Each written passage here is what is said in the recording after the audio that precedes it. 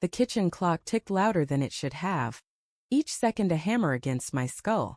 I stood frozen, my hand gripping the edge of the counter, the cold granite biting into my palm. My wife's words hung in the air like smoke, acrid and impossible to ignore. "I haven't had any desire for you for months now," she'd said, her voice flat, stripped of warmth. "I'm with you because I'm broke." The confession landed like a blade, clean and deep, slicing through 12 years of marriage in a single breath. Her eyes, once soft with love, were now hard, glinting like the edge of a knife under the dim kitchen light. I wanted to scream, to demand answers, but my throat was a desert.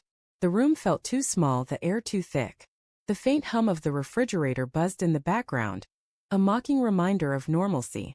I stared at Lena, her arms crossed, her posture rigid, as if she'd rehearsed this moment. Her dark hair fell in loose waves over her shoulders, the same way it had when we'd met, but now it framed a stranger's face. How had I missed this? How had I not seen the fracture growing between us? "Lena," I managed, my voice cracking like dry wood. What are you saying?" I knew what she was saying. I just needed her to repeat it, to make it real, to force the truth to sink into my bones. She didn't flinch. "I'm saying I don't love you anymore, Mark. I haven't for a while. I'm here because I can't afford to leave." Her words were deliberate, each one a calculated blow. She leaned against the counter, her fingers tapping lightly, as if this were a casual conversation about groceries or bills. But her eyes betrayed her, a flicker of guilt quickly smothered. I replayed the past few months in my mind, searching for the signs I'd ignored. The late nights she'd spent working at the office, her phone always angled just out of sight, the way her laughter had dwindled to silence. I'd chalked it up to stress. Her job as a paralegal was demanding, and we'd been scraping by since my layoff 6 months ago. I'd rationalized her distance, told myself it was temporary, that we'd find our way back. But now her confession peeled back the lies I'd fed myself, exposing the raw truth underneath. "Since when?" I asked, my voice low, trembling with a mix of dread and anger. "When did you stop feeling anything?" She looked away, her gaze settling on the chipped mug on the counter. My mug, the one she'd bought me for our 5th anniversary, with "World's Okayest Husband" scrawled in faded letters. "Does it matter?" she said, her tone clipped. "It's been months. Maybe longer." Longer. My chest tightened, a fist squeezing my lungs. "How long, Lena? Tell me." She sighed, a sound heavy with exasperation, as if I were the one being unreasonable. "I don't know, Mark. It's not like I marked it on a calendar. Just faded. And then you lost your job and I couldn't." She stopped, her lips pressing into a thin line. "Couldn't what?" I stepped closer, my voice rising despite myself. The kitchen felt like a pressure cooker, the walls closing in. "Couldn't leave? Couldn't tell me the truth?" "What, Lena?" Her eyes snapped back to mine, sharp and defiant. "I couldn't afford to start over. Not with the debt, not with the rent, not with everything." Her voice softened, but not with tenderness, more like pity. "You think I wanted to stay in this house pretending everything's fine? I stayed because I had no choice." The words twisted in my gut, a slow poison. I thought of the nights I'd spent lying awake, wondering why she flinched when I touched her, why her smiles never reached her eyes. I'd blamed myself, convinced I wasn't enough, not successful enough, not attentive enough. But now her betrayal wasn't just emotional. It was calculated, a transaction. She'd stayed for the roof over her head, not for me. Was there someone else? The question slipped out before I could stop it, raw and jagged. I didn't want to know, but I needed to. The suspicion had been there, a shadow in the corner of my mind, but I'd pushed it away, too afraid to face it. Lena's face didn't change, but her fingers stopped tapping. The silence stretched, thick and suffocating, broken only by the relentless ticking of the clock. "Don't do this, Mark," she said finally, her voice barely above a whisper. "Don't do what?" I snapped, my hands shaking. "Ask you to be honest for once? Tell me, Lena, is there someone else?" She turned away, her shoulders stiff, and walked to the sink, gripping the edge as if to steady herself. The faucet dripped, a slow, rhythmic plink that echoed the pulse pounding in my ears. "You don't want to know," she said, her back to me. "It won't change anything." My heart lurched. It was as good as a confession. The room spun, the edges blurring as my mind raced.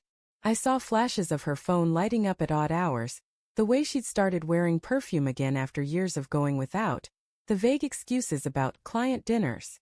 Each memory was a thread, weaving a tapestry of betrayal I could no longer ignore. Who is he? I demanded, my voice raw with pain. I crossed the kitchen in 2 strides, stopping just behind her. The scent of her lavender shampoo hit me, a cruel reminder of intimacy long gone. Tell me who he is. She spun around, her eyes blazing with something I couldn't name. Anger, fear, maybe both. It's not about him, Mark. It's about us. About how we've been dead for years, and you didn't even notice. Her voice cracked, the first sign of emotion she'd shown. You think I wanted this? To feel trapped? To hate myself every day for staying? Then why didn't you leave? I shouted, my voice echoing off the tiled walls. If it was so bad, why didn't you just go? Because I'm not like you, she shot back, her face flushed. I don't get to just fall apart. Someone had to keep things together. Someone had to pay the bills, keep the lights on. And you? She stopped, her breath hitching. You were too busy wallowing to see how far we'd fallen. Her words stung, each one a lash against my pride. I wanted to argue, to defend myself, but part of me knew she was right. After the layoff I'd spiraled, drinking too much, retreating into silence. I thought she was strong enough for both of us. I hadn't realized she was drowning too. But that didn't excuse her. Not this. Not him. She spun around, her eyes blazing with something I couldn't name. Anger, fear, maybe both. It's not about him, Mark. It's about us. About how we've been dead for years, and you didn't even notice. Her voice cracked, the first sign of emotion she'd shown. You think I wanted this? To feel trapped? To hate myself every day for staying? Then why didn't you leave? I shouted, my voice echoing off the tiled walls.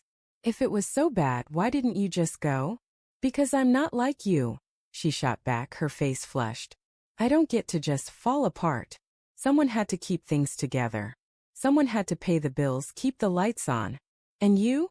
She stopped, her breath hitching. You were too busy wallowing to see how far we'd fallen. Her words stung, each one a lash against my pride. I wanted to argue, to defend myself, but part of me knew she was right. After the layoff I'd spiraled, drinking too much, retreating into silence. I thought she was strong enough for both of us. I hadn't realized she was drowning too. But that didn't excuse her. Not this. Not him. Tell me his name. I said, my voice low, dangerous. I didn't recognize myself anymore. The man I'd been, an optimist, a husband who believed in forever, was gone. Replaced by someone raw, unraveling. Lena's eyes searched mine, and for a moment, I thought I saw the woman I'd married. The one who'd laughed with me over cheap wine and late-night talks. But then her expression hardened, and she shook her head. It's over, Mark. That's all you need to know. She pushed past me, her shoulder brushing mine, and grabbed her purse from the counter. The jingle of her keys was a gunshot in the quiet. I'm going to my sister's, she said, not looking back. I need space. The door slammed behind her, the sound reverberating through the empty house. I stood there, alone in the kitchen, the air heavy with the ghost of her words. My eyes fell on the mug again, its faded letters mocking me. I picked it up, my hand trembling, and hurled it against the wall. It shattered, pieces scattering across the floor like the fragments of our life. Hours later, I found her phone, forgotten, on the couch. The screen lit up with a notification. A text from a name I didn't recognize. Elliot. The message was simple. Miss you. Call me when you're free. My stomach churned, bile rising in my throat. I unlocked the phone. Her passcode was still our anniversary, and scrolled through their messages. Each one was a dagger. Late-night plans, inside jokes, promises of a future that didn't include me. But the last message stopped me cold. Sent just hours before our fight, it read. I told him tonight. It's done. We can finally be together. My knees buckled and I sank to the floor, the phone slipping from my hand. The truth wasn't just that she'd betrayed me. It was that she'd planned to leave, to erase me, to build a new life on the ruins of ours. I sat there until dawn, the house silent except for the drip of the faucet. The man I'd been was gone, shattered like the mug on the floor. But in the wreckage, a new resolve took root. I wouldn't let her walk away without a fight. Not for her love, but for the truth. I'd find Elliot. I'd confront him. And then maybe I'd find a way to rebuild the man I'd lost.